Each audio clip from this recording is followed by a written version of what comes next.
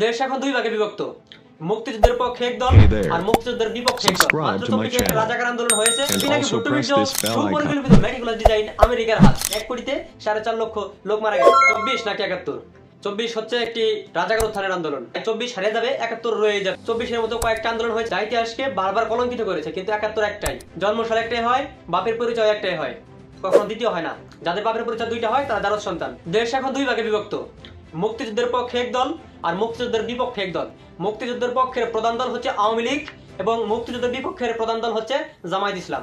আওয়ামী লীগ সবসময় দেশের মানুষ এবং দেশের সার্বভৌমত্বের কথা চিন্তা করে আসছে। অন্যদিকে জামায়াত চিহ্নিত রাজাকারদের পুনর্বাসন করার চেষ্টা করছে। সবচেয়ে মজার বিষয় হচ্ছে এ পর্যন্ত যুদ্ধের পর হতে 1971 সালের পর হতে এ পর্যন্ত জামায়াতের যে কলঙ্কিত একটা অধ্যায় রয়েছে গণহত্যার, সেই গণহত্যা ঢাকার জন্য কোনো ইস্যু খুঁজে পাচ্ছিল না।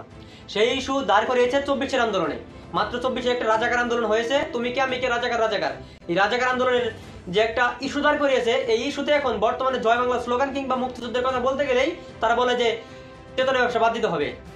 যারা অতিরিক্ত 24 করে, এটা এক ধরনের চেতনা। 71-কে ভুলে যেতে হবে। আমরা 24 একটা আন্দোলন করেছি, 24 আন্দোলনের লোক মারা গেছে কতজন? মাত্র তাদের হিসাবে 1400 জন। আবার মেটিকুলাস ডিজাইনের আন্দোলন, 7.62 বুলেটের গুলিতে লোক মারা গেছে, যা কিনা বাংলাদেশ সরকারের অধীনে নাই।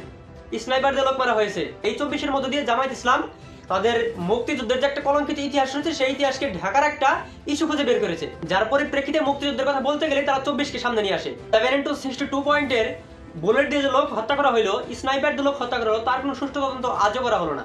এবং এই হত্যাকাণ্ডগুলো করেছে কারা? ওই যে বললাম মেটিকুলাস ডিজাইনের লোক হত্যা করেছে। এবং তখন বাংলাদেশের মানুষ এটা বুঝতে পারেনি যে এই আন্দোলনটা মেটিকুলাস ডিজাইনের আন্দোলন ছিল, কারণ তখন ভাবছে দেশে যা কিছু হচ্ছে সব শেখ হাসিনার নির্দেশেই হচ্ছে, শেখ হাসিনা সব করছে, কিন্তু এর পেছনে ছিল সুপরিকল্পিত মেটিকুলাস ডিজাইন আমেরিকার হাত। অবশ্যই দোষটা তখন আওয়ামী লীগ সরকারের উপরে যাবে। এই ভেবেই তারা হত্যাকাণ্ড চালিয়েছে। 71 সালে লোক মারা গেছে 30 লক্ষ, আর তখন লোক ছিল 7 কোটি।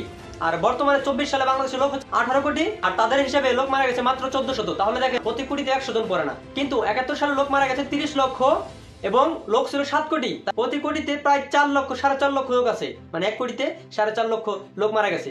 আমরা যদি জামায়াতের ব্রাহ্মণ পীর পিনাকি ভুট্টোবিজোর কথাও বলি, তাহলে পিনাকি ভুট্টোবিজো তিনি একটা হিসাব দেখিয়েছে মাত্র 3 লক্ষ লোক মারা গেছে। আচ্ছা 3 লক্ষই ধরলাম আমি, 3 লক্ষ যদি ধরি, 7 কোটি লোকের মধ্যে 3 লক্ষ লোক মারা গেছে, আর এখন 18 কোটি লোকের মধ্যে 1400 লোক মারা গেছে। কোনটাকে কোন হত্যা বলবেন?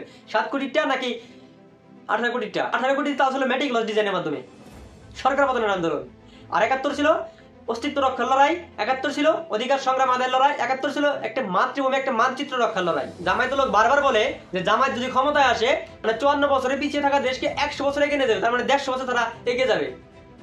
আমার প্রশ্ন হচ্ছে ওই সমস্ত লোকের উত্তর আমি বলতে চাই, জামায়াতের প্রধান কার্যালয় হচ্ছে পাকিস্তানে কেন জামায়াত ইসলাম ক্ষমতা আসতে পারে না?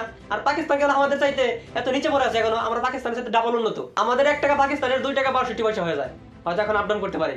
1971 সালে আমাদের রক্ত শোষণ করে আমাদের যে তারা উন্নত ছিল, আমাদের উন্নয়ন এবং আমাদের ডেভেলপ দেখে পাকিস্তানের হিংসা লেগেছে, যার পরিপ্রেক্ষিতে 24-এর মেটিকুলাস ডিজাইন হয়েছে। আরেকটা কথা আপনাকে বলি, আপনার ছেলে যদি কোনো সরকারি চাকরি হয়, দেখবেন সেখান থেকে নিষেধ করে দেয়, আপনি এলাকাতে বলবেন না কিন্তু, কারণ এলাকার সবাই আপনার ভালো চায় না। কারণ এলাকার লোক আপনার যে নিচে পড়ে আছে সেই লোক সবসময় চেষ্টা করবে আপনাকে দাবিয়ে রাখার জন্য। ঠিক তেমনই জামায়াতের লোক কিংবা পাকিস্তানের লোক আমাদের কখনোই ভালো চায় না, তারা চায় আমরা তাদের চাইতে নিচে পড়ে থাকি, আমরা কিন্তু তাদের সাথে উন্নত হয়ে যাই, যার পরিপ্রেক্ষিতে 24-এর জঙ্গি আন্দোলন হয়েছে। শুধু তাই না, তারা আরো বলে শিবিরের সাদিক কায়েম নাকি বর্তমান যুগের সূর্য সন্তান, মানে সূর্যটা হচ্ছে লুঙ্গির তল থেকে ওঠে। এই সাদিক কায়েম 5 আগস্টের আগে ছাত্রলীগের লুঙ্গি নিচে ছিল। সাদিক কায়েম, SM ফরহাদ, এরা ছাত্রলীগের লুঙ্গির তলে ছিল, হেলমেট বাহিনী।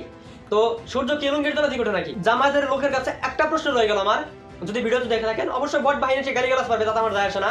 এই বট বাহিনীর কাছে প্রশ্ন রয়ে গেল এবং জামাতের কাছে প্রশ্ন রয়ে গেল, যদি 5 আগস্ট শেখ হাসিনার সরকার পতন না হয়ে সরকার টিকে যেত, তাহলে সাদিক কায়েম এবং SM ফরহাদ তারা তো আন্দোলনের সময় ফেস করছিল না যে তারা শিবির। সরকার ক্ষমতাচ্যুত হলো তখন তারা প্রকাশ করলো যে হ্যাঁ আমরা শিবির। তাদের প্রকাশ করার আগ পর্যন্ত ছিল তারা ছাত্রলীগ, এবং ছাত্রলীগে থাকা অবস্থা তারা গোপনে গোপনে লুঙ্গির তল থেকে কাজ করে গেছে। এখন আমার প্রশ্ন হচ্ছে, যদি 5 সরকার আওয়ামী লীগ সরকার টিকে যেত কিংবা শেখ হাসিনা সরকার ক্ষমতা থেকে যেত, এই সাদিক কায়েম কি শিবির আত্মপ্রকাশ করতো নাকি করতো না, নাকি ছাত্রলীগ হিসেবে থেকে যেত? যদি ছাত্রলীগ হিসেবে থেকে যেত তাহলে সে কিভাবে জাতির সূর্য সন্তান হয়? কারণ বর্তমান ছাত্রলীগ তো নিষিদ্ধ। আর যদি ছাত্রলীগ হিসেবে না থেকে যেত তাহলে সেই বান কিভাবে জাতির সূর্য সন্তান হয় লুঙ্গির তলে থেকে?